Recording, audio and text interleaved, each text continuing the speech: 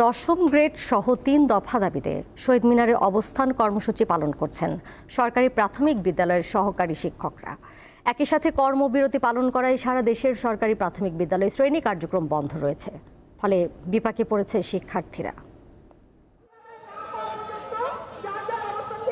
দশম গ্রেড বাস্তবায়ন সহ ৩ দফা দাবিতে শনিবার থেকে প্রাথমিক শিক্ষকদের দাবি বাস্তবায়ন পরিষদ রাজধানীর কেন্দ্রীয় শহীদ মিনারে অবস্থান কর্মসূচি শুরু করে।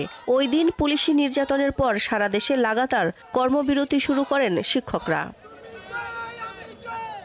সহকারী শিক্ষকদের দশম গ্রেড দেওয়া, ১০ বছর ও ১৬ বছর পূর্তিতে উচ্চতর গ্রেড দেওয়া সংক্রান্ত সমস্যার সমাধান এবং শতভাগ বিভাগীয় পদোন্নতির দাবিতে ৩ দিন ধরে চলছে আন্দোলন। শিক্ষকরা জানান, দাবি না মানলে ঘরে ফিরে যাবেন না তারা।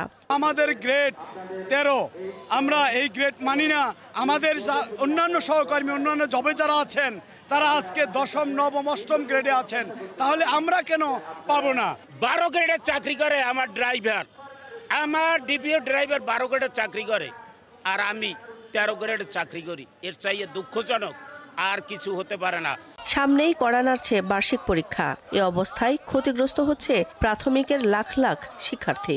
এ বিষয়ে শিক্ষকরা জানান, তারাও ক্লাসে ফিরে যেতে চান, তবে তাদের অধিকার নিশ্চিত করে। এই সরকারের কাছে আমরা আকুল আকুতি জানাই যে আমাদেরকে অনতিবিলম্বে আমাদের দাবিগুলো পূরণ করে আমরা যেন আমাদের বাচ্চাদের মাঝে ফিরে যাই। আমাদের কষ্ট হচ্ছে যে আমরা এখানে অবস্থান করছি। আমরা ফিরে যেতে চাই আমাদের সেই শিক্ষার্থীদের কাছে। আমাদের পাঠদান ব্যাহত করে আমরা এখানে থাকতে চাই না। সারা দেশেই প্রাথমিকের শিক্ষকদের কর্মবিরতি চলায় বন্ধ রয়েছে শ্রেণী কার্যক্রম। দিলশা দানি, দীপ্ত সংবাদ, ঢাকা।